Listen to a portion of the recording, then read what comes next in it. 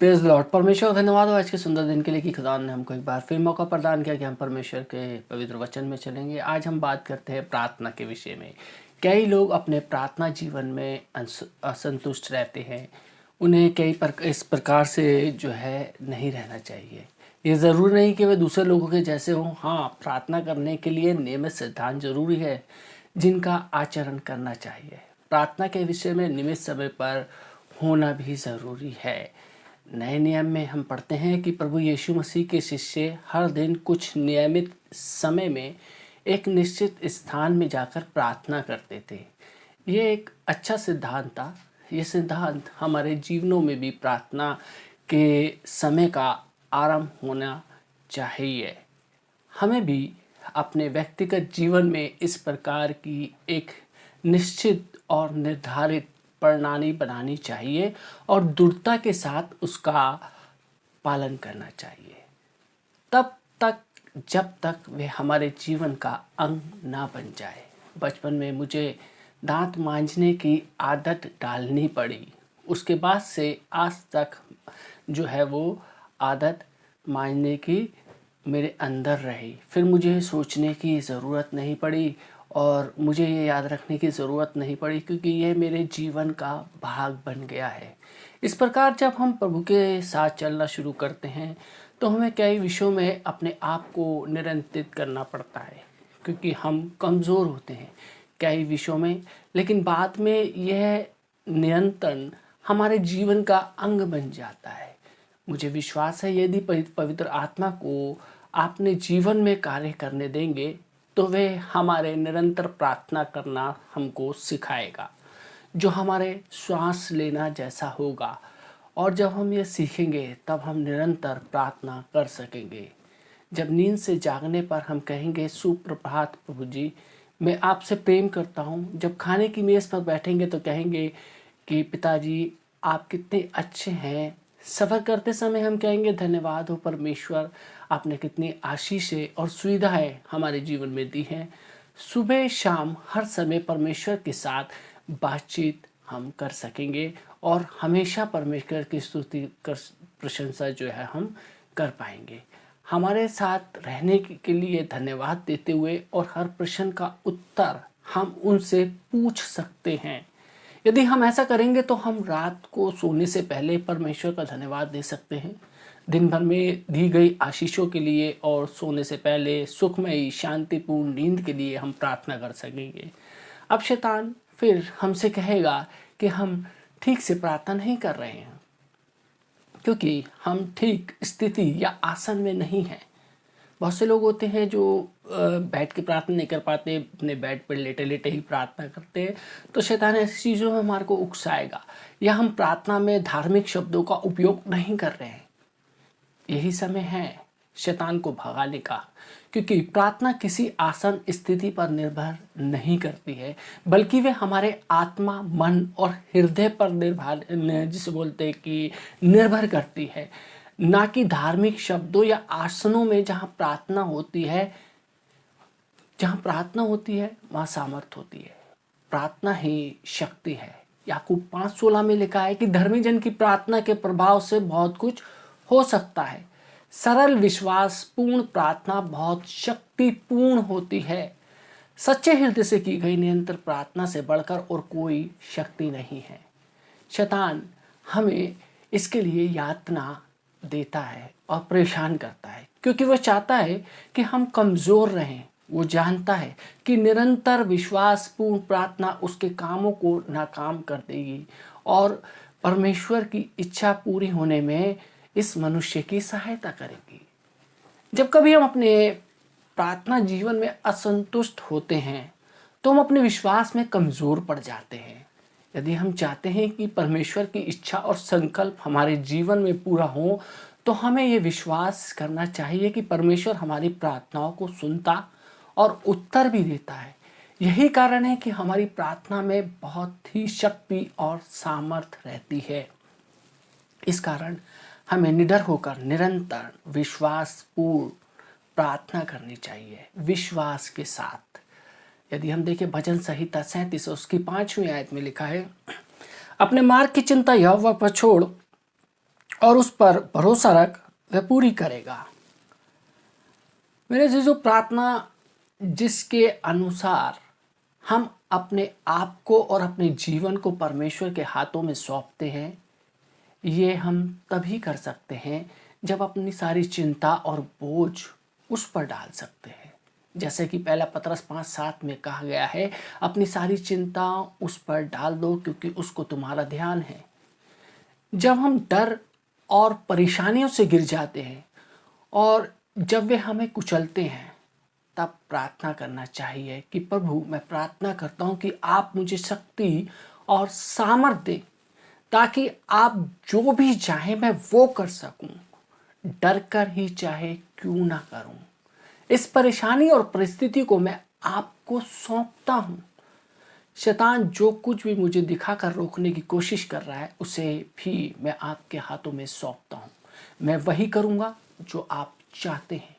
जैसे ही हमारे हृदय में डर उत्पन्न होता है, तभी यदि हम प्रार्थना करेंगे तो जल्द ही हम परमेश्वर की शक्ति से उस पर छुटकारा पा सकते हैं।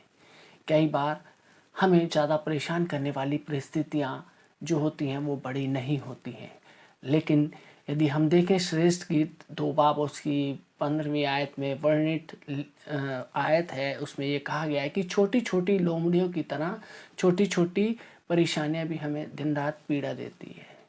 जिस प्रकार से यहाँ पर लोमड़ी के विषय में कहा गया है, उसी प्रकार से हम देखते हैं कि ये छोटी छोटी लोमड़ियाँ होती हैं जो हमारी परेशानियों के रूप में आती हैं और हमारे को रात दिन पीड़ा देती है और हमारी शांति और आनंद को छीन लेती हैं। इसलिए भय चाहे कितना ही छोटा क्यों ना हो, जैसे कि हमें डर लगता है, हमें प्रार्थना करनी चाहिए कि प्रभु, मैं भय में जीना नहीं चाहता, इसलिए मैं प्रार्थना करता हूँ और इस परिस्थिति को आपके हाथों में सौंपता हूँ। भय मुझे यातना दे रहा है और मेरे जीवन में आपकी इच्छा होने से रोकने की कोशिश कर रहा है। यदि हम इस प्रकार सच्चे और यथार्थ हृदय में प्रार्थना करेंगे तो परमेश्वर हमारी प्रार्थना को जरूर सुनेगा और वे हमें इस परेशानी से मुक्ति दिलाएगा। और दूसरी चीज देखते हैं हम कि जो है वो है प्रतिष्ठापूर्ण प्रार्थना।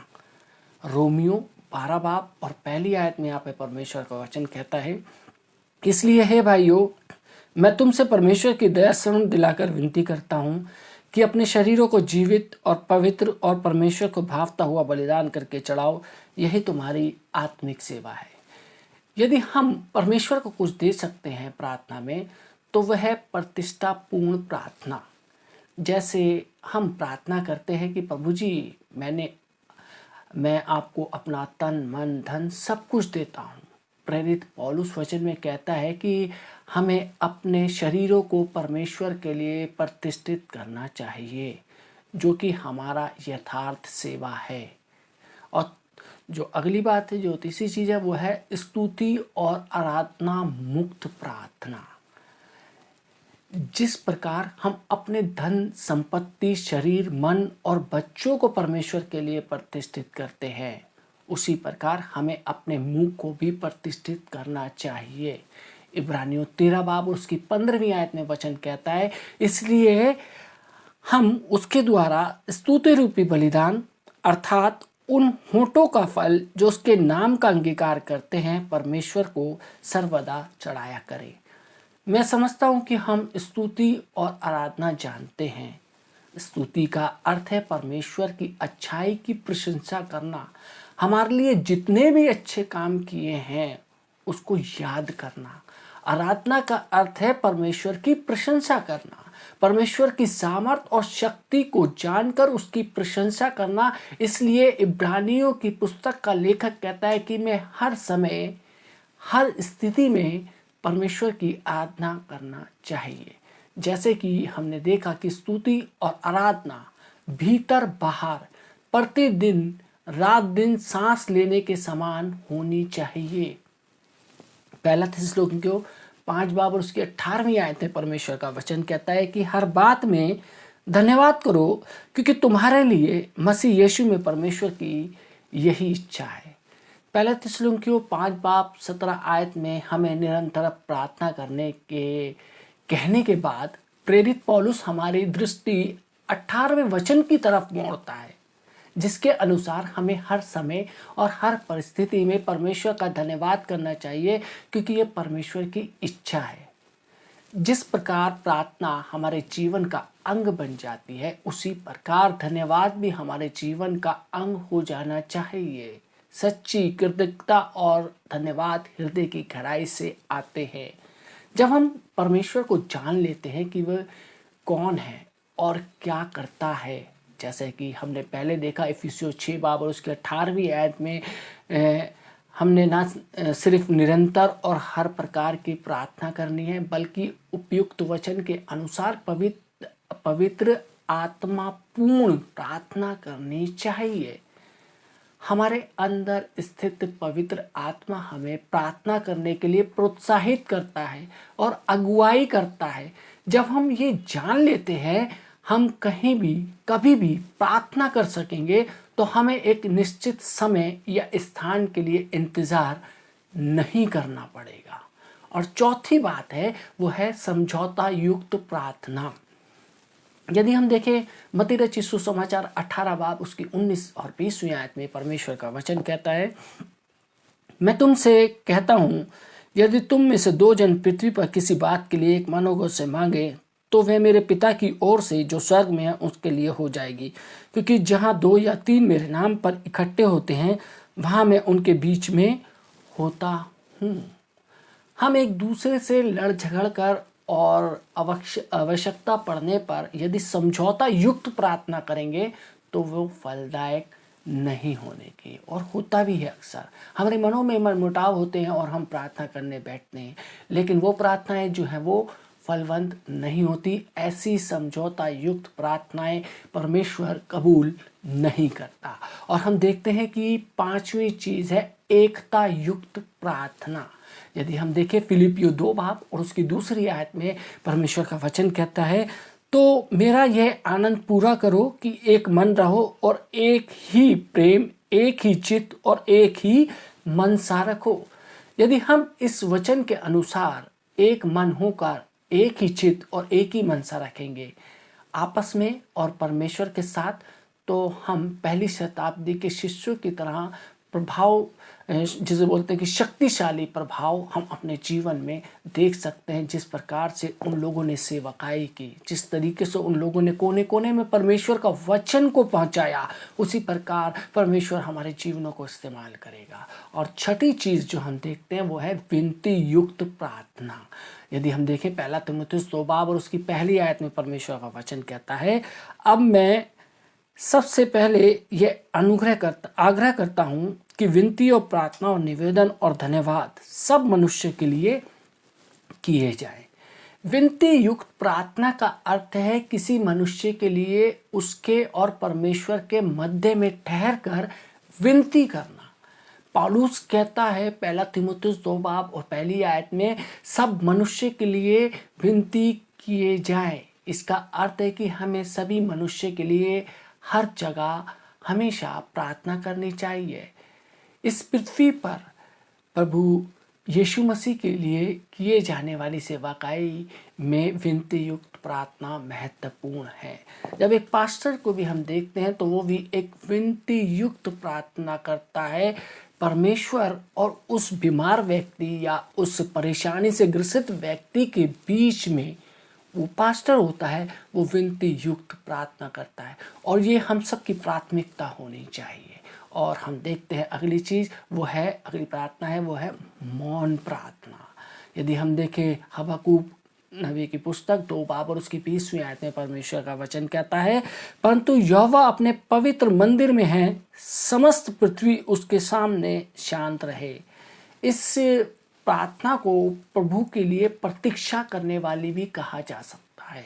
दाऊद परमेश्वर के लिए जिसे बोल सकते हैं कि प्रतीक्षा करना जानता था। जैसे कि हम देखते हैं कि दाऊद कहता है भजन संहिता 27 और उसकी 4ठी आयत में लिखा है कि एक वर मैंने यहोवा से मांगा है, उसी के यत्न में लगा रहूं कि मैं जीवन भर यहोवा के भवन में रहने पाऊं, जिससे यहोवा की मनोरता पर दृष्टि लगाए रहूं और उसके मंदिर में ध्यान किया करूं। प्रभु के लिए प्रतीक्षा करना बहुत ही ज़रूरी है। आज हम प्रतीक्षा नहीं करते प्रभु की, लेकिन प्रभु के लिए प्रतीक्षा करना बहुत ज़रूरी है, क्योंकि बहुत से लोग जानते नहीं है कि प्रार्थना का एक बहुत ही महत्वपूर्ण अंग है। प्रार्थना का अर्थ केवल प्रार्थना करना ही नहीं है, बल्कि प्रभु के लिए प्रार्थना में प्रतीक्षा करना है। प्रार्थना का अर्थ प्रभु से हमेशा बातचीत करना ही नहीं, बल्कि उसकी आवाज़ सुनना भी है। और बहुत से लोगों की समस्या ये है कि वो सिर्फ प्रार्थना करते हैं और प्रतीक्षा नहीं करते परमेश्वर की उस आवाज़ की जो परमेश्वर आपसे कहना चाहता है। और छठी चीज़ हम देखते हैं कि निवेदन युक्त प्रार्थना। यदि हम देखें फिलिपियों 4 बाब उसकी 6 आयत में लिखा है, किसी भी बात की चिंता मत करो, परंतु हर एक बात में तुम्हारा निवेदन प्रार्थना और विनती के द्वारा धन्यवाद के साथ परमेश्वर के सम्मुख उपस्थित किया जाए। निवेदन का अर्थ है हमारी ज़रूरतों के लिए प्रार्थना करना और परमेश्वर को उन्हें पूरा करने के लिए कहना। मैं अक्सर कहता हूँ कि सबसे अच्छी प्रार्थना है, मेरी सहायता करो प्रभु, मैं ये प्रार्थना, मेरी सहायता कीजिए। मैं ये प्रार्थना कई बार करता हूँ, ये बहुत ही प्रभावशाली प्रार्थना है। यदि हमें करने को कुछ नहीं है तो हम इस प्रकार प्रार्थना कर सकते हैं। यदि हम सब कुछ छोड़कर इस प्रकार प्रार्थना करेंगे तो हमारे जीवन में हम काफ़ी बदलाव देख सकते हैं। नीति वचन 3 बाब उसकी 5, 6 और 7वीं आयत में कहता है कि तू अपनी समझ का सहारा ना लेना, वरन संपूर्ण मन से यहोवा पर भरोसा रखना, उसी को समझ करके सब काम करना, तब वह तेरे लिए सीधा मार्ग निकालेगा। अपनी दृष्टि में बुद्धिमान ना होना, यहोवा का भय मानना, बुराई से अलग रहना। सब प्रयत्न करने के बाद जब हम ये जान लेते हैं कि अब कोई आसरा नहीं है, तब परमेश्वर के पास जाना चाहिए, केवल परमेश्वर पर निर्भर होना चाहिए। हमें इस तरीके से प्रार्थना करना चाहिए कि प्रभु जी मैं ये नहीं कर पाऊंगा, लेकिन आप ज़रूर कर सकते हैं। आप मेरे द्वारा यह कीजिए, मैं आप पर विश्वास करता हूँ और मैं आप पर निर्भर हूँ, मेरी सहायता कीजिए क्योंकि मुझे आपकी ज़रूरत है। इस तरीके की प्रार्थना भी हमारे जीवनों में बड़ी बड़ी समस्याओं के लिए जो है वो काफ़ी है। परमेश्वर को मान लेने के लिए हमें सिर्फ थोड़े ही क्षण चाहिए, लेकिन ऐसा करने से हमारे जीवन में बड़ी बड़ी असफलताओं से हमारे को छुटकारा मिल सकता है। विशेष करके जब हम जान लेते हैं कि हम परमेश्वर के बिना कुछ नहीं कर सकते, इंसान हैं, कोशिश करते हैं, सबसे पहले तो हम पहले स्थान ही हमें परमेश्वर को देना चाहिए, उससे जाके प्रार्थना करनी चाहिए, उससे बात करनी चाहिए। लेकिन हम आखिरी स्थान देते हैं। हमारे जीवन का आखिरी स्थान परमेश्वर नहीं होना चाहिए, पहला स्थान होना चाहिए। हमें कहना चाहिए प्रभु जी मैं आप पर निर्भर हूँ, मेरी सहायता कीजिए। तो हम निवेदन युक्त प्रार्थना कर रहे हैं जिसमें शक्ति है। निवेदन युक्त प्रार्थना में हम अपनी ज़रूरतों और इच्छाओं के लिए भी प्रार्थना कर सकते हैं। हमारी हर ज़रूरत और विषय के बारे में प्रभु से बातचीत करने में हमें कोई हिचकिचाहट नहीं होनी चाहिए। हमें ये जानना चाहिए कि परमेश्वर हमसे बहुत प्रेम करता है और हमें जिस विषय से चिंता है वह भी उसका ध्यान रखता है। अभी तक आप ये जान सके होंगे कि आपने जितना सोचा उससे बेहतर प्रार्थना जीवन व्यतीत कर सकते हैं। और आप ये भी जान गए होंगे कि किसी निश्चित समय में प्रार्थना करना तो ठीक है, लेकिन हमेशा प्रार्थना में लगे रहना बहुत ही प्रभावशाली है।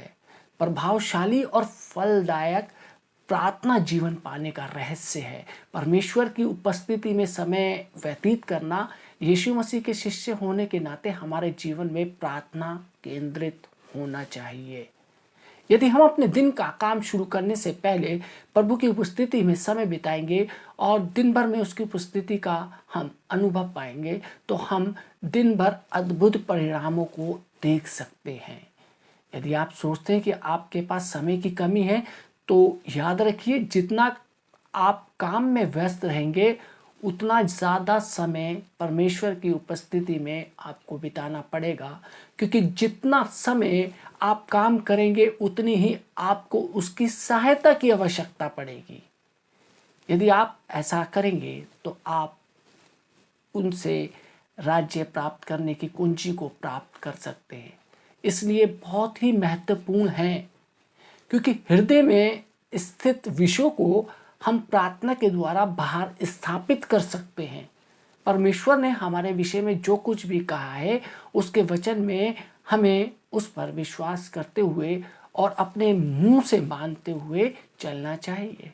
एक बात उसने हमसे कहा है कि उसने हमें दासत्व की आत्मा नहीं दी है जिस कारण हम भयभीत हों, परंतु लेपालकपन की आत्मा दिया है। इसलिए हमें हमेशा ये कहते रहना है कि मैं नहीं डरूंगा।